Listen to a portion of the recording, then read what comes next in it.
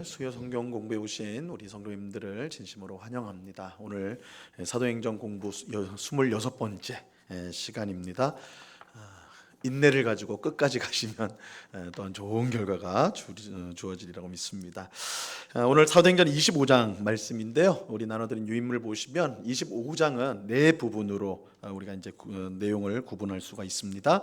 1절부터 5절까지 종교 지도자들이 새로 온 총독인 베스도에게 바울을 고소하는 내용이 나오고 6절부터 12절은 바울이 가이사에게 상소하는 내용이 나옵니다. 13절부터 22절은 베스도가 총독 베스도죠.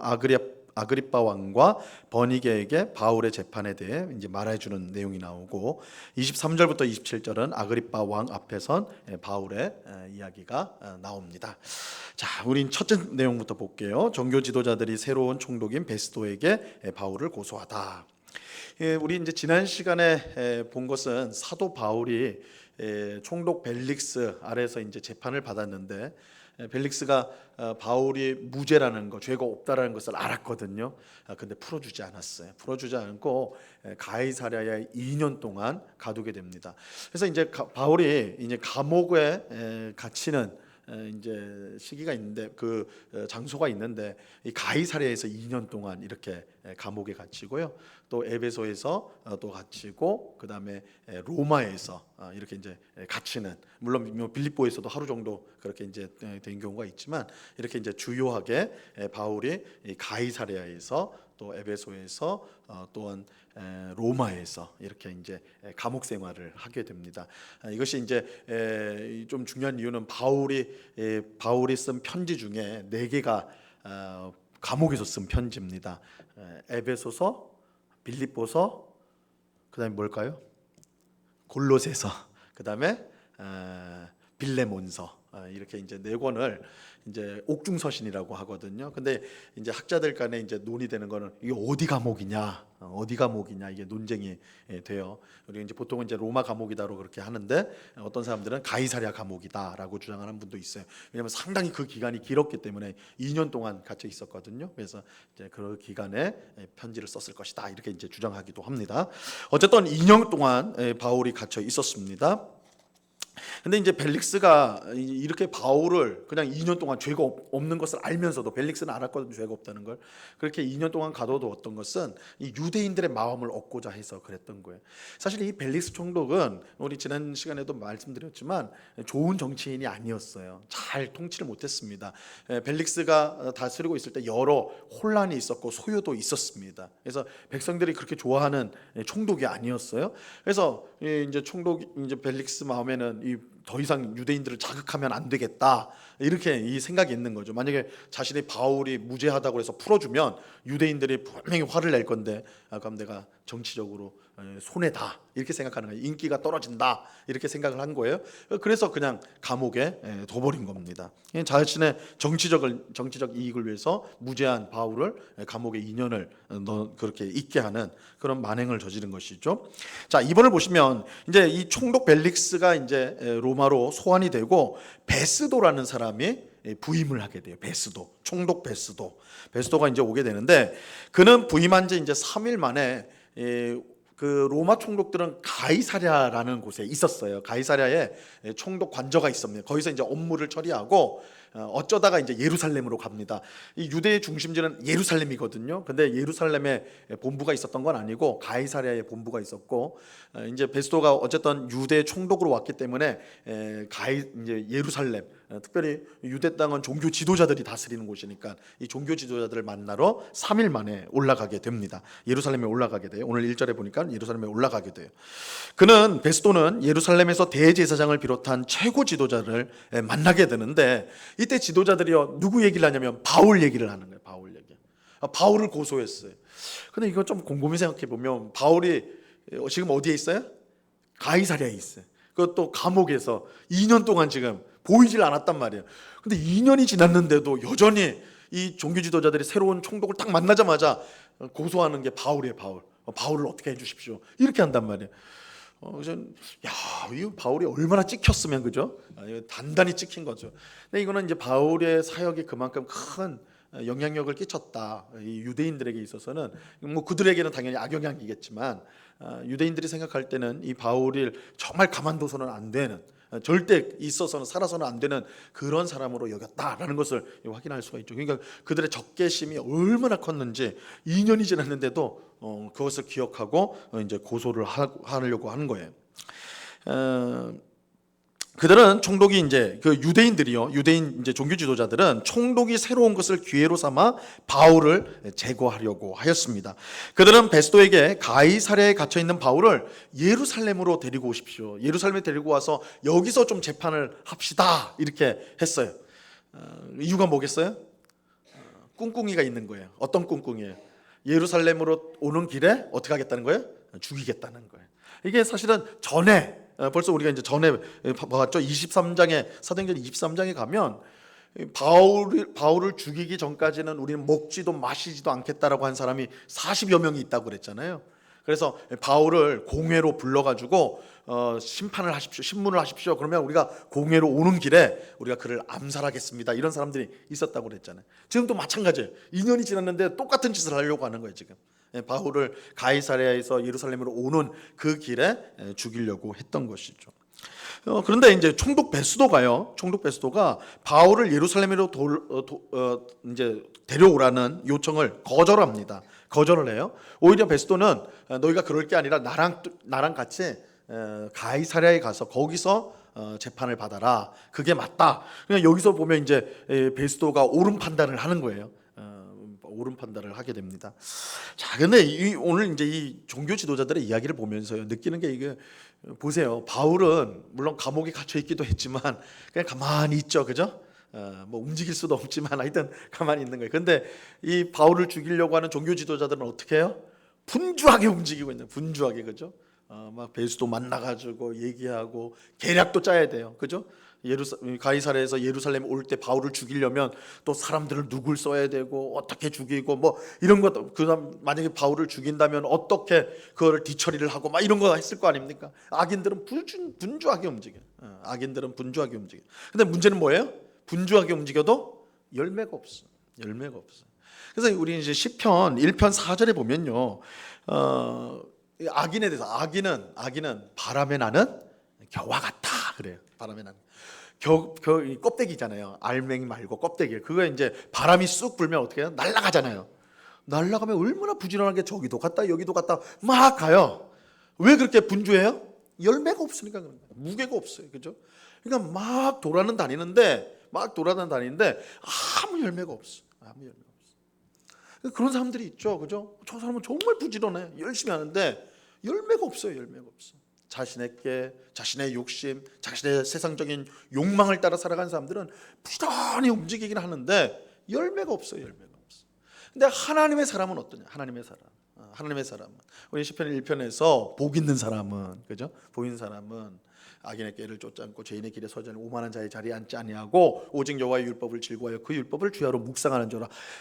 그는 시냇가에 심은 뭐와 같다고요? 나무 같다고 그러죠. 나무. 이 의미가 있는 거예요. 악인은 바람에 나는 겨예요. 바람이 불면 날아가.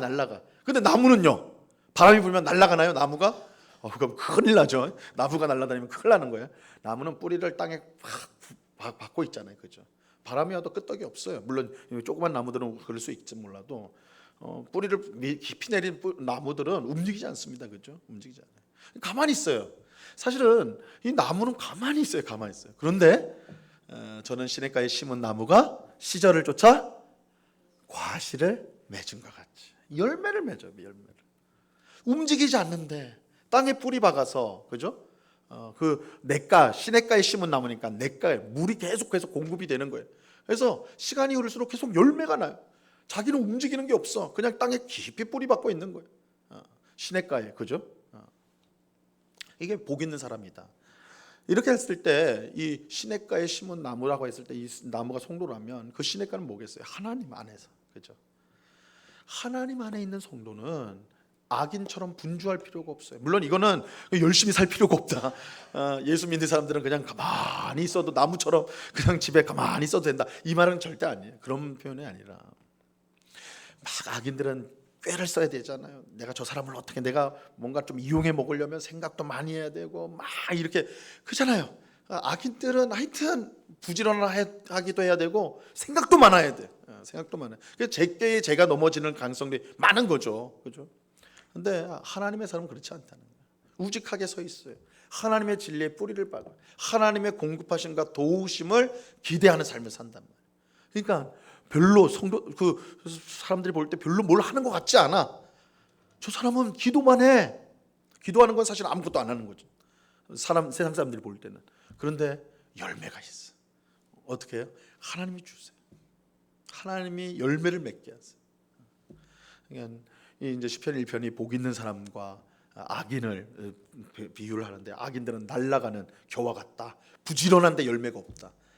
그런데 성도와 복 있는 성도는 하나님께 뿌리를 받고 내려 있어서 별로 하는 것처럼 보이진 않는데 하나님의 도우심과 은혜로우심으로 말미암아 이제 계속 시간이 흐를수록 열매를 아름답게 맺는 삶을 살아간다.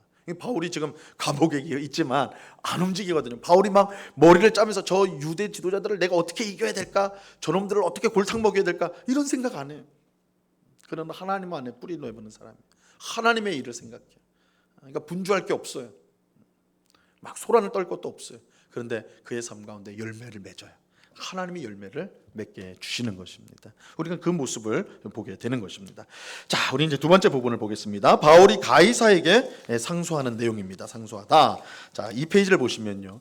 베스도가 예루살렘에서 8에서 10일 정도 지낸 후 가이사랴로 이제 내려가게 됩니다. 자기 이제 본부가 있는 곳으로 내려가는 거예요. 총독 관저가 있는 곳으로. 이때 베스도의 말을 따라 유대인들이 함께 내려와요. 이들은 이제 바울을 고소하기 위해서 지도자들이죠. 유대인들이 함께 내려옵니다. 그리고 그 이튿날 재판이 바로 시작돼요.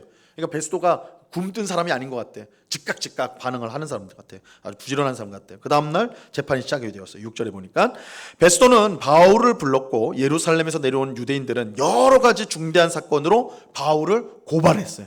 바울을 막 고발한, 저 사람은 살려두면 안 되는 아주 흉악한 죄인이라고 막 여러 가지로 고발을 했어요. 근데 문제는 뭐냐? 바울의 유죄를 증명하는 증거가 하나도 없었다는 거예요. 만약에 그 하나라도 증거가 있으면 사실은 바울은 이전에 죽었죠. 이전에 끝장났겠죠. 근데 2년이 지난 지금까지도 증거를 낼 수가 없어요. 증거를 막 여러 가지, 바울은 이래서 잘못됐고 이래서 잘못됐고 여러 가지 얘기를 하는데 율법을 어겼습니다. 성전을 함부로 했습니다. 그죠? 로마 제국에 대해서 함부로 하는 것 같습니다. 이렇게 막 주장을 하는데 증거가 없어요. 증거가 왜 없을까요?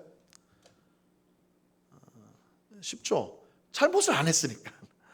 잘못을 안 했으니까. 지금 이거는 이 유대인들이 바울의 누명을 씌운 거잖아요. 그렇죠? 그러니까 바울은 당당했습니다. 사실은 잘못한 게 하나도 없었어요. 그러니까 증거가 나올 리도 없었던 것이죠. 자, 2번을 보세요. 바울은 이전에 있었던 재판과 마찬가지로 자신을 이제 변호하는데 뭐라고 하냐면, 그는 율법이나 성전이나 가이사에게, 여기서 이 가이사는 로마 황제를 말하는 겁니다. 로마 황제를, 율법이나 성전이나 가이사에게 그 어떤 죄도 범하지 않았다. 자신이 그렇게 말해요. 이 말은 율법과 성전은 종교적인 문제잖아요. 그죠? 난 종교적으로 문제 없었다. 유대인들이 지금 나를 하나님 신성 모독했다 그러고 막 이단이라고 공격하지만 나는 그런 죄와 함지한 적이 없다. 또 가이사에게도 내가 뭐 범죄한 것이 없다. 이것은 정치적인, 내가 어떤 소동을 일으키거나 선전을 하거나 반역 행위를 하거나 이런 거 없다. 그죠? 종교적으로, 정치적으로 어떤 잘못도 범한 것이 없다. 이렇게 말합니다. 하지만 베스도 총독은요, 전임자인 벨릭스 총독과 마찬가지로 이 유대인들의 마음을 얻고자 했어요. 이게 똑같은 말이었어요. 그죠? 9절에 보니까 마음을 얻고자 했다. 벨릭스도 그랬죠. 유대인들의 마음을 얻고자 해서 감옥에 붙들어 뒀는데 지금 이 베스도도 마찬가지예요. 그래서 바울의 무죄하다는 것이, 무죄가 확실한데도 그에게 너 예루살렘에 올라가서 재판 받아 볼래? 이렇게 말을 해요. 왜 이렇게 말을 해요? 유대인 지도자들이 그걸 제안을 했잖아요. 바울을 좀 데리고 오십시오. 이렇게 했잖아요. 그러니까 베스도도 지금 이제 부임한 지가 얼마 안 되니까 이 유대 지도자들하고 좋은 관계를 맺어야 돼요. 자기 평판에 유리해요. 정치인이니까. 그러니까 유대인들의 마음을 얻기 위해서 바울에게 그러니까 자기는 무죄인 줄 알아요. 바울이. 그럼에도 불구하고 너 예루살렘에 올라가 볼래? 이렇게 말을 한단 말이에요. 그러니까 똑같이 베스도도 그 관심이 정의에 있는 것이 아니라 그의 정치적 이익에 있다라는 것을 알 수가 있는 것이죠. 자, 3번을 보세요. 바울은 예루살렘에 가서 재판을 받겠냐는 베스도의 제안을 거절합니다. 바울은 베스도가 정의가 아닌 자신의 정치적 이익을 위해 제안한 것을 잘 알고 있었어요. 바울은 로마 시민의 권리를 행사합니다. 그 바울이 로마 시민이라고 말씀을 드렸죠. 내가 로마 시민이다. 빌립보에서 이제 그 두들겨 맞고 감옥에 이제 졌다가 그 다음날 풀려날 때, 야, 로마 시민인 나를 이렇게 함부로 대할 수 있냐, 이렇게 소리를 쳤잖아요, 그죠? 그래서 이제 그때부터 이제 바울이 자기가 로마 시민이라는 것을 드러냈는데, 이 바울은 로마 시민이기 때문에 이 로마 시민, 당시 로마 시민에게는 특권이 있었어요. 어떤 특권이 있냐면, 어떤 재판을 받을 때 자신에게 불리한, 특별히 사형과 같은 큰 중범죄 처벌이 될 수 있는 것에 있어서는 로마 시민은 황제에게 직접 호소를 할 수가 있었습니다. 그래서 황제에게 상소를 할 수 있는 권리가 있었어요. 그래서 바울이 지금 가이사에게 내가 재판을 받겠습니다, 로마 황제에게 재판을 받겠습니다, 이렇게 요청을 합니다. 오늘 10절 11절에서 그렇게 요청을 해요. 자, 베스도는 그 말을 듣고 옆에 있는 함께 있었던 사람들과 의논을 해가지고, 내가 가이사에게 상소했으니 가이사에게 갈 것이다, 너가 로마 시민이니까 너의 권리를 인정한다, 이렇게 된 것입니다. 자, 바울이 가이사에게 상소한 이유는 1차적으로 공정한 재판을 받기 위해서였어요. 베스도의 제안을 따라 예루살렘에 올라간다면 그 재판은 분명히 바울에겐 불리할 거예요. 지금 그들이 하여튼 무슨 수단과 방법을 모든 걸 다 동원해서 바울을 죽이려고 하는 거니까, 그러니까 불리한 재판이 될 게 뻔한 거예요. 아니면 아예 올라가는 길에 죽을 수가 있는 상황이었죠. 그러니까 바울에게는 예루살렘에 가는 것은 선택할 수가 없어요. 그런데 베스도는 지금 이제 유대인들의 마음을 얻기 위해서 그 마음 속에는 바울을 데리고 가고 싶은 마음이 분명히 있는 거예요. 실제로 총독이 그렇게 하자 그러면 할 수밖에 없는 것이죠. 그래서 바울이 자신의 공정한 재판을 내가 여기서는 받을 수가 없겠다라는 판단을 한 겁니다. 그래서 가이사에게 상소를 하였죠. 실제로 우리가 이제 전에 사도행전 18장 공부하면서 이 사도행전 18장은 바울이 고린도에 가서 복음을 전한 이야기인데, 거기 이제 고린도에 있었던 갈리오라는 총독이 있었어요. 거기서 총독이. 근데 그 고린도에서도 바울이 똑같이 고소를 당해요. 바울이 막 문제를 많이 일으키는 사람이다, 이렇게 했는데, 이 갈리오 총독이 그 내용을 듣고는 어떻게 판결을 내리냐면, 이거는 너희의 법, 유대인들의 법에 대한, 종교에 대한 내용이기 때문에, 유대인의 종교에 대한 내용이기 때문에 내가 여기에 상관하지 않겠다 해서 다 쫓아버린다고요. 그러니까 바울에게 굉장히 유리한 판결을 내린 거예요. 그러니까 복음을 전하는 것, 기독교 복음을 전하는 것에 있어서 로마 정부는 아무것도 안 하겠다, 그거 판단하지 않는다, 막지 않는다, 이렇게 된 것이죠. 그 당시로는. 그러니까 바울이 외부에서 오히려 유리한 판결을 받았던 거예요. 그래서 내가 여기 예루살렘에 끌려가서 이러면 안 되겠다, 공정한 판결을 위해서라도 내가 이제 로마의 황제에게 받아야 되겠다, 이렇게 한 것이죠. 자, 그런데 4번 보세요. 근데 바울이 로마 황제에게 상소한 것은 주님께서 그에게 주신 말씀과 무관하지 않은 것 같아요. 바울이 예루살렘에서 유대인들에게 살해될 위기에 처해서 이 천부장이 그를 꺼내가지고 부대대로 들어가잖아요. 이게 이제 23장 내용인데, 그때 주님께서 밤에 나타나가지고 바울에게 이렇게 말씀하셨죠. 내가 예루살렘에서 나의 일을 증언한 것 같이 로마에서도 증언하여야 하리라. 그러니까 예수님이 이제 환상 가운데 나타나셔가지고 바울에게, 너가 예루살렘에서 복음을 전한 것처럼 로마에 가서도 내 이름을 증언해야 된다, 너 로마까지 갈 거야. 그러니까 이 말씀에서 바울은 이제 예루살렘에서 죽을 수가 없는 거예요, 그죠? 그에게 사명이 주어졌기 때문에. 그래서 그는 로마에, 이제 내가 로마로 가는구나, 이걸 생각하고 있었다고요. 근데 사실 바울 자신도 이미 로마에 갈 계획을 갖고 있었습니다. 그래서 19장 21절에 보면 바울이 내가 로마에도 가야 된다, 이렇게 말을 하거든요. 그러니까 바울의 원래 계획도 로마로 가는 계획이 있었어요. 예루살렘을 거쳐서 로마로 갈 계획이 있었고, 근데 예수님께서 그에게 나타나셔서 너가 로마에 가서 증언하게 될 것이다, 이렇게 말씀한 것이죠. 아마도 이 말씀과 자신의 계획이 있었기 때문에 로마 황제에게 자기가 재판을 받겠다, 이렇게 말한 것과 연결이 될 것이다 라고 우리가 이제 생각을 할 수가 있는 것이죠. 어쨌든 이제 그러니까 그가 이제 진짜 그런 의도로 로마 황제에게 상소를 했는가? 그건 우리가 성경 말씀에서 정확하게 말하고 있지 않지만 그래 알아서 우리가 확신을 할 수는 없어요. 그럼에도 불구하고 결과적으로는 바울이 로마 황제에게 상소를 함으로써 그 로마까지 가게 된 것이죠. 결론적으로는 그렇게 돼버린 거예요. 자, 그는 죄수의 신분으로 재판을 받기 위해 로마에 가게 되었습니다.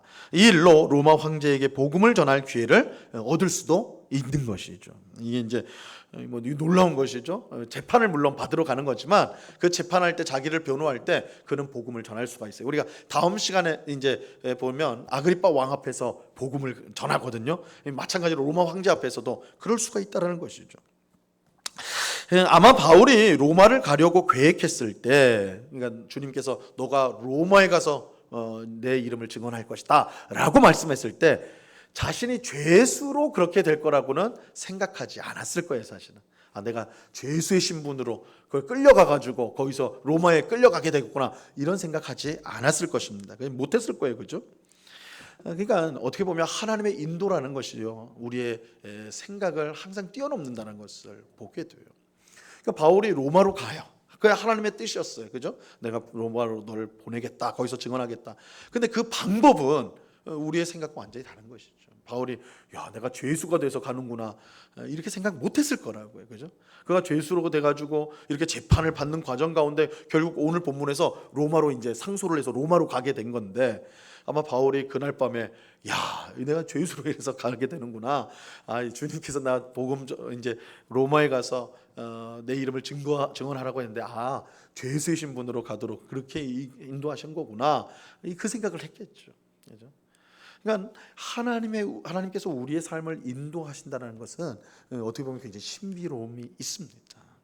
근데 우리의 문제는 뭐냐면 우리는 항상 하나님의 인도하심을 생각하면 우리가 바라는 방식대로 되어야 된다고 생각을 해요. 그죠? 그러니까 로마에 갈 때 동역자들과 함께 전도단을 만들어 가지고 가가지고 복음을 전하면 얼마나 좋겠나. 그죠? 그렇게 바울이 생각했을 수도 있겠죠. 근데 바울은 지금 죄수의 신분이 돼가지고 로마로 가게 된 건 하나님 어떻게 이럴 수가 있습니까? 그죠? 바울 그럴 수도 있잖아요. 근데 그게 아니라는 거죠. 그러니까 우리가 하나님의 인도하심을 생각할 때 그 인도하심이 우리의 기대대로 되지 않는다고 해서 우리가 그것을 실망하거나 그것을 실패라고 여겨서는 결코 안 된다는 것입니다. 그러니까 우리가 하나님이 우리를 이끌으시는 그 목적이 있다면 그 과정도 사실은 하나님의 주권 가운데 있다는 것을 인정할 수 있어야 되는 것입니다. 그래서 내 삶이 내 뜻대로 되어 가지 않는다고 해서 그것을 쉽게 실패나 잘못이라고 단정해서는 안 된다는 것이죠. 왜냐하면 하나님은 우리가 생각지 못하는 그런 방식으로도 얼마든지 자신의 귀하신 뜻을 이루어 가실 수가 있기 때문에 바울이 우리가 보통 바라는 그런 아름다운 모습으로 로마에 간 건 아니었어요. 그러나 그것이 실패다? 결코 그럴 수가 없죠. 실제로 우리가 이제 사도행전 28장 얼마 남지 않았는데 28장에 가서 그는 감옥에 갇혀 있었습니다. 감옥에. 그런데 그가 갇힌 감옥이요, 가옥, 그러니까 집에서 감금돼 있었어요. 집 감옥이었어요. 그러다 보니까 바울을 누구나 만날 수가 있었어요. 손님을 다 초대할 수 있는 그런 배려가 있었습니다. 바울이 로마에 가서 마음껏, 물론 자기는 돌아다닐 수는 없었지만 사람들이 마음껏 와서 그와 함께 그에게 복음을 들을 수 있는 그런 사건이 되어지거든요. 그러니까 우리가 하나님의 인도하심이 참으로 놀랍다라는 것을, 근데 그 방식이 꼭 우리가 기대한 방식이 아니라고 해서 그것을 잘못된 거나 실패라고 생각해서는 안 된다라는 것입니다. 자, 우리 잠언서 16장 9절 제일 밑에 있죠. 굵은 글씨로 사람이, 우리 한번 같이 읽어봅니다. 시작. 사람이 마음으로 자기의 길을 계획할지라도 그의 걸음을 인도하시는 이는 여호와시니라. 사람이 마음으로 그의 길을 계획하고 우리는 그것을 우리 힘으로 이루려고 하거든요. 하나님 이렇게 해주세요. 이렇게 하거든요. 그런데 하나님께 맡겨야 돼요. 하나님께서 이끌어 가시는 거예요. 그렇죠? 하나님께서 우리의 걸음을 인도하세요. 그렇기 때문에 그 과정이 우리의 기대와 어긋난다고 해서 그것을 잘못된 것이라 단정하시면 안 된다. 오히려 하나님께서 어떤 일을 이루어 가실 것인가. 우리 구약 성경에 보면 요셉이 딱 그 모양 아닙니까? 요셉이요, 요셉. 우리 이제 교회 다니는 분들 자녀 이름 중에 요셉이 예전에 많았어요. 요즘 좀 없는 것 같긴 한데 예전에 요셉이 많았어요. 청소년 수련회 하잖아요. 그러면 꿈꾸는 자 막 이런 거, 뭐 비전의 사람 해서 요셉 이야기하는 거 되게 좋아했어요. 왜냐하면 요셉의 끝이 뭐였어요? 애굽 총리였잖아요. 애굽 총리, 그 당시에 최고 아닙니까, 그죠? 딱 그것만 생각하는 거예요. 요셉이 어릴 때 꿈꿨다. 그리고 그 꿈이 이루어져서 어떻게 됐다고? 애굽 총리가 됐다. 근데 그 과정은 뭐였냔 말이에요. 그 과정은 형들에게 미움받아가지고 팔려버리잖아요, 그죠? 그래서 그 보디발이라는 그 친위 대장 집에 그 노예로 살았어요, 노예로. 물론 노예를 또 잘 해가지고 인정을 받죠. 인정을 받아가지고 가정 총무가 돼. 제일 높은 자리. 그럼 뭐 합니까? 노예인데. 하여튼 가정 총무가 되는데 이번에는 어떻게 사모님이 유혹을 해버리잖아요, 그죠? 사모님 이러시면 안 됩니다. 해가지고 그 누명 쓰고 감옥에 들어가잖아요. 그러니까 요셉은 감옥에 들어간 사람이에요. 감옥에서 2년 동안 있잖아요, 그죠? 그리고 그 다음에 이제 총리가 되는 거예요. 근데 우리는 그 과정은 싹 다 귀담아다 버리고 꿈꿨다, 총리가 됐다 이렇게 넘어가 버리는. 그래서 요셉 좋아하는 거예요. 만약에 우리 하나님께서 너 총리 내가 시켜줄게, 아니면 너 원하는 거 시켜줄게. 근데 요셉처럼 하자. 한다면 여러분도 하시겠어요? 하실 분도 있을 수 있겠죠. 근데 그거 감당이 되냐 말이에요, 그죠? 노예로 살아야 되고 감옥에 들어가야 되고 그게 감당이 되냐 말이에요. 근데 우리는 항상 이 끝에만 생각하니까, 처음하고 끝에만 생각하니까 신앙을 그렇게 생각을 하는 거예요, 그죠? 근데 그 과정들, 그것은 우리의 상상과 생각을 뛰어넘는다. 그렇기 때문에 우리가 그 과정 속에서 내 기대와 내 원하는 바가 아니다 하더라도, 정말 어떻게 보면 실패하는 것 같은 그런 모습일지라도 나의 걸음을 인도하시는 분이 여호와라는 생각을 분명히 가지고, 하나님은 실패하는 분이 아니니까 묵묵히 그 길을 가야 된다는 거죠. 그게 믿음이죠. 그게 신앙인이고, 그죠? 자, 우리 그 다음 장을 가겠습니다. 3번, 베스도가 아그리빠 왕과 버니게에게 바울의 재판에 대해 말하다. 자, 수일이 지났습니다. 며칠이 지난 후에 아그리빠 왕과 베니게가 새로 유대 총독으로 부임한 베스도를 찾아왔습니다. 지금 사도행전이 조금 내용이 회락하는 거는 이름이 어려운 사람들이 많이 나와서 그런 거예요, 그죠? 이제 베스도 총독이 나왔고, 지금은 아그리빠라는 왕이 나오고 버니게라는 사람이 나오는데, 이 아그리빠 왕은요, 정확히 말하면 아그리빠 2세입니다. 2세라는 말은 뭐예요? 그 아버지가 1세예요. 1세라는 말인데, 이 아그리빠 2세, 오늘 본문에 나오는 25장에 나오는 이 아그리빠 왕은 그의 할아버지가 예수님 당시에 유대 땅의 왕이었던 헤롯 대왕이었어요. 우리 이제 헤롯 대왕이라고 이제 이름을 부르는데, 헤롯 대왕이었고, 그 아들 중 하나가, 헤롯 대왕의 아들이 아그리빠 1세였어요. 근데 이 아그리빠 1세는 어디에 등장하냐면 사도행전 12장에 등장해요. 사도행전 12장. 사도행전 12장에서 유대 땅을 다스리는 왕으로 나오는데, 무슨 짓을 했냐면 예수님의 12제자 중 하나였던 야고보를 죽이죠. 칼로 죽입니다. 그래서 순교자가 됩니다. 그러니까 너무 유대인들이 좋아하니까 베드로도 죽이려고 하다가, 근데 그래서 베드로가 감옥에 들어와서 탈출하는 이야기가 등장하는 거예요. 근데 이 아그리빠 왕이 어떻게 죽었냐면, 그러니까 예수님을 완전히 대적한 왕이었잖아요. 근데 굉장히 교만했어요. 그래서 하나님께 영광을 돌리지 않으니까 어떻게 됩니까? 하나님께서 벌레로 그를 죽였다. 이게 사도행전 12장에 나옵니다. 그래서 한번 돌아가셔서 12장을 꼭 한번 읽어보세요. 거기에 아그리빠 1세입니다. 오늘 본문에 나오는 아그리빠 왕의 아버지예요, 아버지. 자, 아그리빠 왕 2세는 근데 그 아버지가 그렇게 벌레에 먹혀 죽었을 때가, 이 아그리빠 2세가 17살 때입니다. 17살 때는 그러니까 조금 어린 나이이기도 하고 이 입지가 강하지 못했던 것 같아요. 그래서 왕권을 이어받지 못했습니다. 왕이 되지를 못했어요. 그래서 왕이 되지 못한 채 시간을 좀 보내다가 이제 로마와 굉장히 관계가 좋았기 때문에 로마 황제가 은혜를 베풀어요. 그래서 그의 삼촌이 죽었을 때에 그 삼촌이 다스리는 땅, 그게 유대 땅의 북부 지역, 위쪽 지역을 이 아그리빠 2세에게 줍니다. 그래서 북쪽 지역을 다스렸던 왕이었어요. 그러니까 영토는 그 아버지보다는 훨씬 쪼그라들었. 그런데도 불구하고 로마에 아주 잘 보인 사람이라서 예루살렘 성전을 관리하는, 그것을 통제하는 그런 일을 할 수가 있었습니다. 그리고 대제사장을 임명을 할 수가 있었어요. 그러니까 굉장히 막강한 권위를 가지고 있었다라고 할 수가 있죠. 자, 2번 보세요. 자, 아그리파 2세, 이 2세가 이제 왔는데 누구랑 같이 왔냐면 버니게라는 사람과 함께 왔어요. 버니게. 버니게가 같이 왔는데 버니게는 이 아그리파 2세의 여동생이에요. 여동생.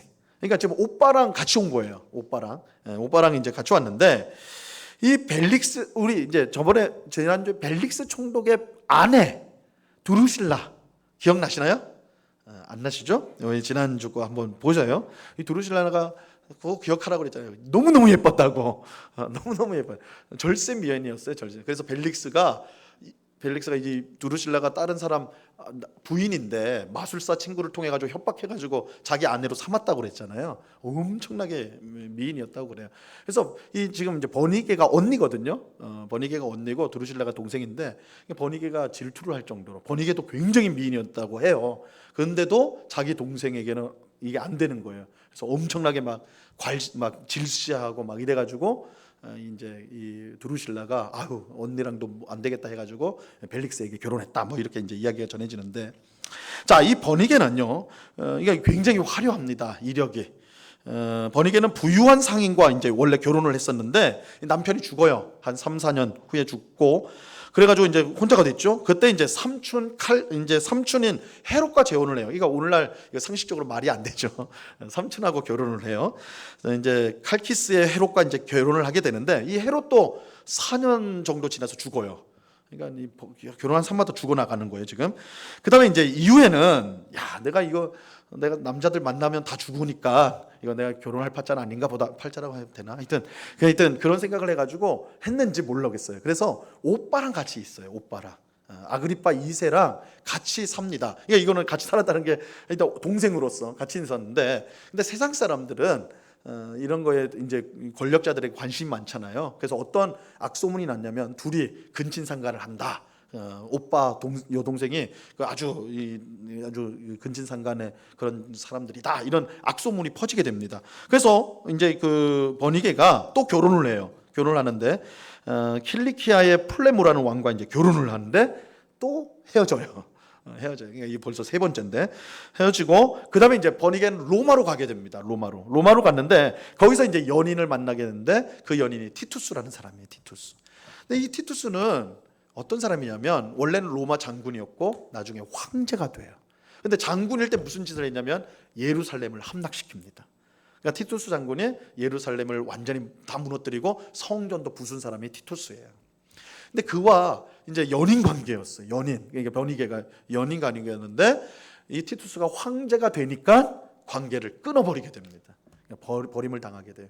유대인이라서 로마 황실에 들어올 수 없다 이래가지고 어쨌든 관계를 끊게 됩니다. 이게 좀 비운의 인물이죠, 그죠? 자, 어떻게 보면 부와 권력, 미모를 가졌던 버니게, 예쁘니까 이게 결혼도 많이 했겠죠, 그죠? 그래서 부와 권력, 미모를 가졌던 버니게의 삶은 남부러울 것이 없는 것처럼 보여요, 사실은, 그죠? 왕족이고 굉장히 부유했고 그 오빠가 왕이니까요, 왕이고. 그래서 자신도 다 왕족이고 심지어는 로마 황제가 자기 애인이었어요. 장차될, 그죠? 티투스가 애인이었단 말이에요. 그러니까 부러울 것이 없는 것처럼 보여요. 하지만 수많은 남편과 연인을 만나고 헤어지고를 반복했던 그의 삶을 누가 따라 살고 싶어 할까 한번 생각해 볼 수가 있는 거예요. 그죠? 버니게가 굉장히, 물론 우리 성경에는 딱 버니게라는 이름만 등장하지만 요세푸스를 통해서, 이 유대 역사가라고 그랬죠. 그를 통해서 이 버니게의 삶을 보면 굉장히 화려한 사람이고 다 가진 사람이고, 그런데 많은 결혼과 또한 연애 이런 것들을 실패를 통해 가지고 어떻게 보면 굉장히 괴로운 삶을 살아가는 것이죠. 우리가 바랄 때, 야, 저런 사람 정도면 얼마나 행복할까 했는데 사실은 굉장히 행복하지 않은, 어떻게 고통스러운 삶을 살았다 할 수가 있는 것이죠. 그래서 성경에서는요, 우리가 무엇을 가지고 소유하는 것으로 우리가 만족하고 행복할 수 있다고 말씀하지 않습니다. 빌립보서 4장에서 이제 사도 바울의 위대한 고백이 나오죠. 자신은 배고플 때든지 배부를 때든지 많은 것을 가질 때든지 가난할 때든지 어느 때든지 만족할 수 있는 자족하는 법을 배웠다, 이렇게 돼. 자족이란 말은 자족.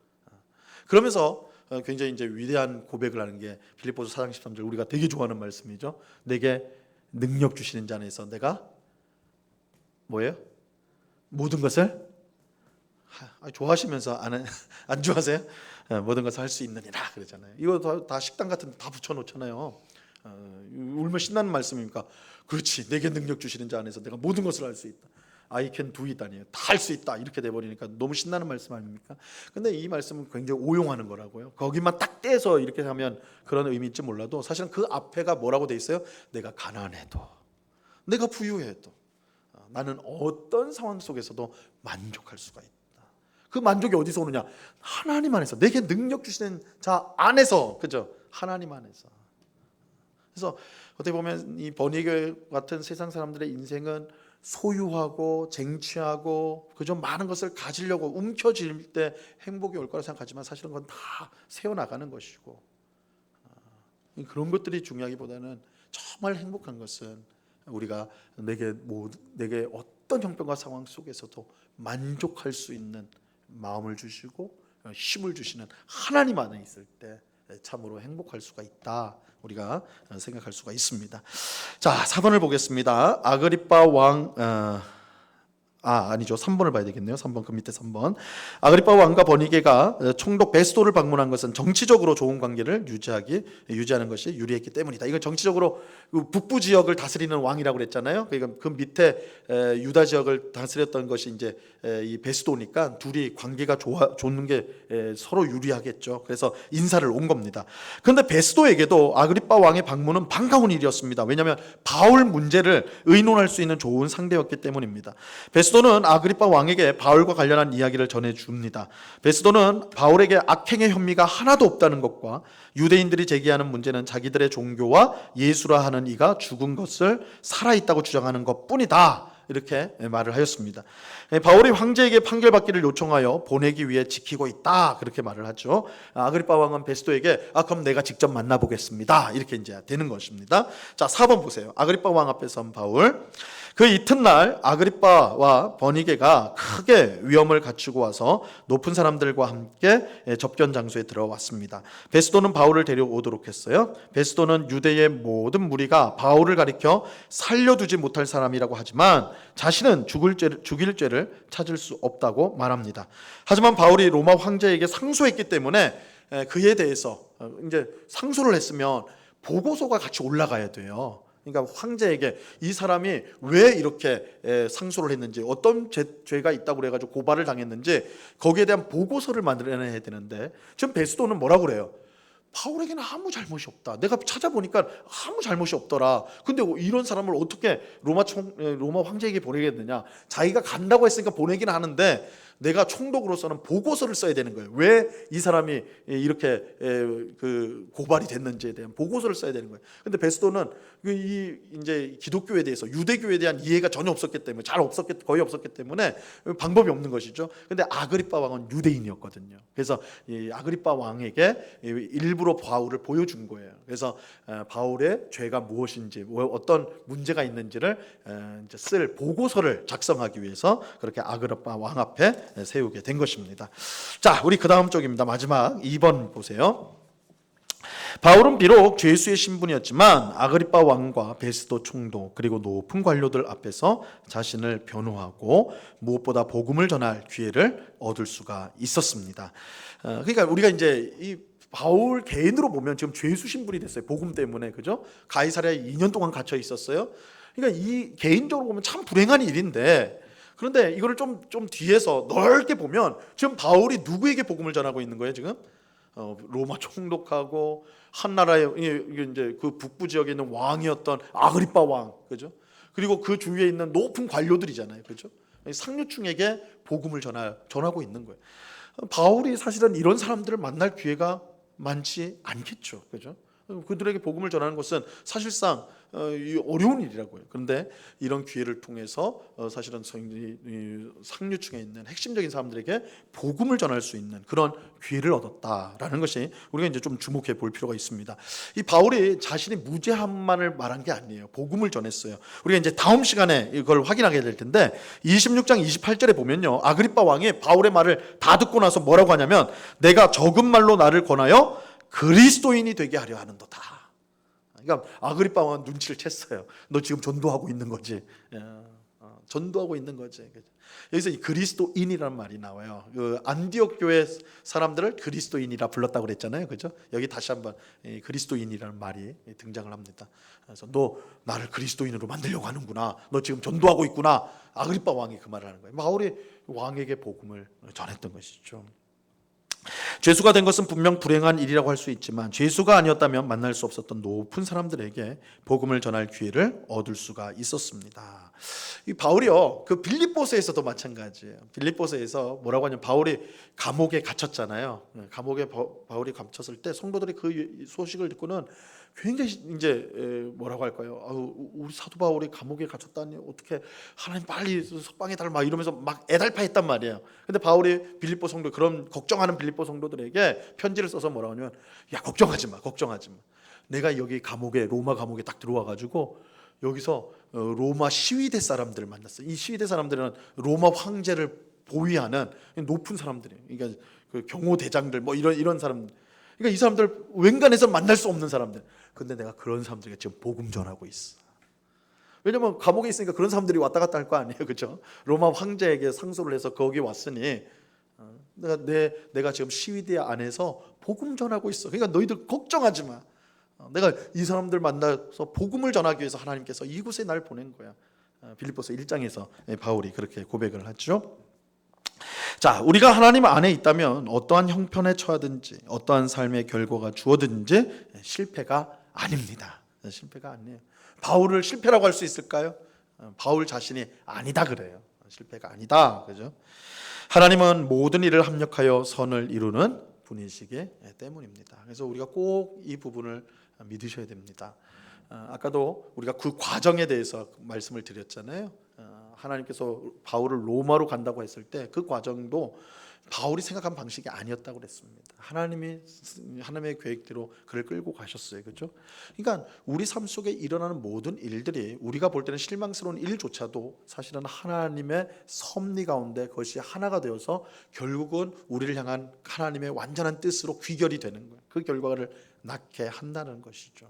그래서 이 로마서 8장 28절 우리가 사랑하는 말씀인데, 그거야. 하나님은 모든 일을 합력하여서 선을 이루게 한다. 내가 지금 당하는 고난, 내가 지금 당하는 아픔도 쓸데없이 사라지지 않는다. 그것을 통해서 하나님은 선을 이루어 가시는 분이시다. 그래서 우리가 고난 가운데 혹은 좀 좌절된 상황 가운데 있는 성도라면 우리가 꼭 기억해야 해요. 그것이 쓸데없이 그저 주어진 것이 아니고 그것을 통해 하나님의 선하신 일들이 이루어가고 있다. 하나님은 능히 우리가 당하는 어려움을 통해서도 선을 이루실 수 있는 분이시다 라는 것을 우리가 꼭 기억을 해야 되는 것입니다. 그래서 우리가 그것을 믿는 성도라면 루터가 이 말을 했어요. 멋있는 말이에요. 뭐라 했냐면, 우리는 그저 주님을 믿고 또 소망할 뿐입니다. 이게 체념의 말이 아니라 아주 여기 강력한 소망이 들어가 있는 거예요. 하나님이 그 일을 하실 것입니다. 하나님께서 나를 이끌고 가시고 그 뜻하신 것을 이루실 것입니다. 그러므로 우리는 그저 주님을 믿고 소망할 뿐입니다. 하나님은 실패하지 않는 하나님, 우리를 복되게 하시는 하나님이시다. 우리가 바울의 삶을 통해서, 지금 바울의 어떻게 보면 겪는 어려움들을 통해서 우리가 한 발조금만 뒤에서 보면 얼마나 하나님께서 놀랍게 그의 삶을 통해 일을 이루어 가시는가 우리가 볼 수가 있는 것입니다. 기도하고 마치도록 하겠습니다. 하나님 아버지, 감사합니다. 사도행전 25장 말씀을 우리가 함께 차례로 살펴보았습니다. 바울이 이제 로마로 가게 되었는데, 로마에 가서 복음을 전하라는 주님의 뜻을 이루게 되었지만 그는 생각지도 못한 죄수로서 그렇게 가게 되었습니다. 실망스럽고 좌절스러운 일일 수 있지만, 그러나 그 과정조차도 하나님께서 모든 것을 이루시고 이끌어 가신다는 것, 모든 것을 합력하여 선을 이루신다는 것 우리가 오늘 말씀을 통해 확인하게 됩니다. 사람이 그 길을 계획할지라도 그 걸음을 인도하시는 분은 하나님이십니다. 이 사실을 꼭 믿고 하나님을 의지하며 오늘도 주님을 소망하며 우리 인생 한 걸음 한 걸음 나아가는 저희 모두가 되게 하여 주옵소서. 일이 일비하면서 슬픔을 당할 때에 실망하고 낙심하는 것이 아니라 이 일을 통해서도 선을 이루실 하나님을 의지하는 바라보는 저희들 되게 하여 주시옵소서. 감사하며 예수님의 이름으로 기도드리옵나이다. 아멘.